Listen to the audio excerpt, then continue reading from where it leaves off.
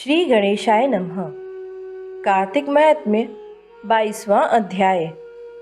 राजा पृथु ने कहा, हे नारद जी, आप कृपा करके मुझे यह बतलाइए कि वृंदा को मोहित करके विष्णु जी ने क्या किया और फिर वह कहाँ गए। जब देवता स्तुति करके मौन हो गए तो भगवान शंकर ने प्रसन्न होकर देवताओं से कहा, हे ब्रह्मा आदि देवताओं, जलंधर तो मेरा ही अंश था। मैंने उसे तुम्हारे लिए नहीं मारा, यह मेरी सांसारिक लीला थी। फिर भी आप लोग सत्य कहिए कि इससे आप सुखी हुए या नहीं। तब ब्रह्मादि देवताओं के नेत्र हर्ष से खुल गए।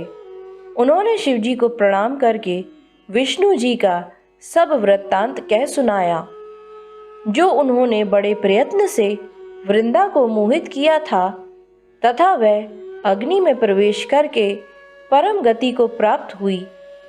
देवताओं ने यह भी कहा कि तभी से वृंदा की सुंदरता पर मोहित हुए विष्णु जी उनकी चिता की राख लपेटे हुए इधर उधर घूमते हैं।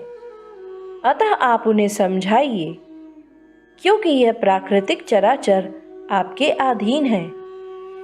देवताओं से यह सब सुनकर शंकर जी ने उन्हें अपनी दुस्तर माया समझाई और कहा, यह सारा जगत उसी के अधीन है और उसी से मोहित विष्णु भी काम के वश में हो गए हैं।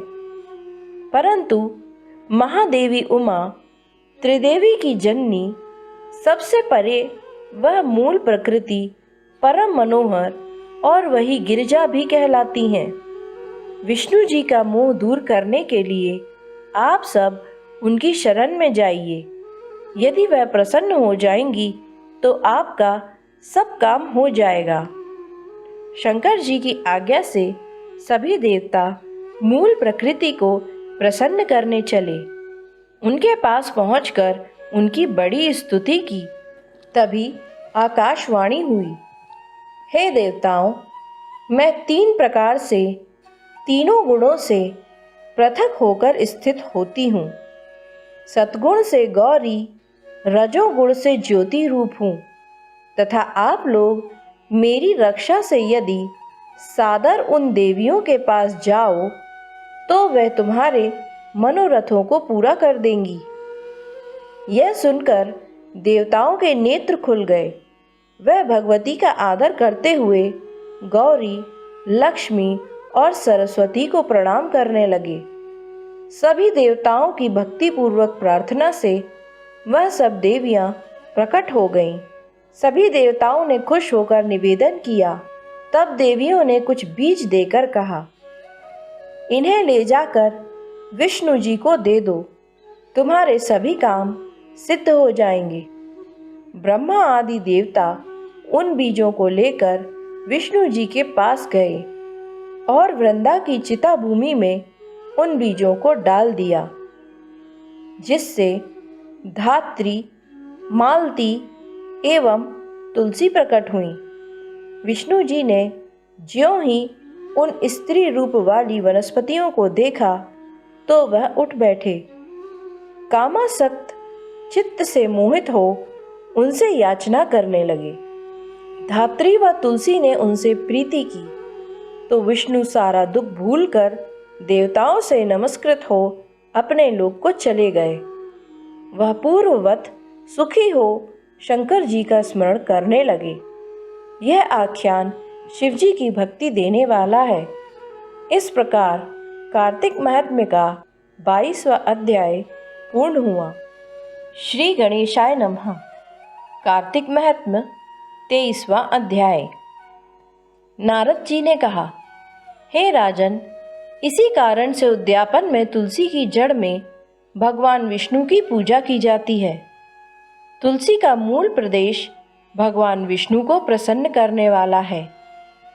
हे राजन, तुलसी का पौधा जिस घर में वर्तमान है वह घर तीर्थ स्वरूप है और उस घर में यमदूत कभी नहीं आते हैं।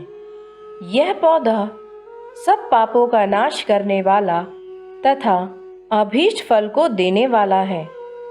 जो मनुष्य तुलसी का पौधा लगाता है वह यमराज को नहीं देखता। भगवान नंदी का दर्शन, गंगा स्नान व तुलसी पौधे का संसर्ग, यह तीनों एक पुण्यप्रद हैं। तुलसी के पौधे को छूने से कामिक, वाचिक, मानसिक आदि संपूर्ण पाप नष्ट हो जाते हैं। जो प्राणी तुलसी के दल से भगवान का पूजन करते हैं वह पुनः गर्भ में नहीं जाते और निसंदेह जीवन मुक्त हो जाते हैं। तुलसी के दल में पुष्कर आदि समस्त तीर्थ, गंगा आदि नदियाँ और विष्णु प्रभृति सब देवता निवास करते हैं। तुलसी के पौधे के पास जो अपना प्राण विसर्जन करता है वह चाहे कितना बड़ा पापी क्यों ना हो, उसे यमराज नहीं देख सकते। हे राजन, जो लोग तुलसी के काष्ठ का चंदन लगाते हैं वह सहज में मोक्ष को प्राप्त होते हैं। उनके द्वारा किए गए पाप उनके शरीर को स्पर्श नहीं कर पाते। हे राजन, जहाँ तुलसी के वन की छाया हो वहाँ पर पितरों का श्राद्ध करना चाहिए। वहाँ पर पितरों के निमित्त दिया हुआ दान हमेशा के लिए अक्षय होता है। आंवले के वृक्ष की छाया में जो प्राणी पिंडदान करते हैं उनके पितृ यदि नरक की यातना भी भोग रहे हैं तो भी मुक्त हो जाते हैं। सिर, हाथ, मुंह और देह में जो आंवले को धारण करते हैं उनको विष्णु रूप जानना चाहिए। आंवले के फल और तुलसी के दलों को पानी में मिलाकर जो प्राणी स्नान करते हैं उन्हें गंगा स्नान का फल मिलता है। जो मनुष्य आंवले के पत्तों और फलों से देवताओं का पूजन करते हैं उन्हें स्वर्ण मणि और मोतियों द्वारा पूजन का फल प्राप्त होता है। कार्तिक मास में सब तीर्थ, ऋषि, देवता और सब यज्ञ जब सूर्य तुला राशि में होते हैं, आंवले के वृक्ष में वे सभी वास करते हैं। जो मनुष्य द्वादशी तिथि को तुलसी दल और कार्तिक में आंवले का पत्ता तोड़ता है वह नरक में वास करता है, और जो कार्तिक में आंवले की छाया में बैठकर भोजन करता है उसके अंत में सभी दोष नष्ट हो जाते हैं।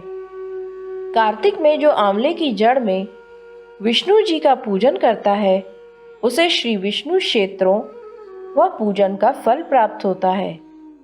आंवले तथा तुलसी की महत्ता का वर्णन करने में श्री ब्रह्मा जी असमर्थ हैं।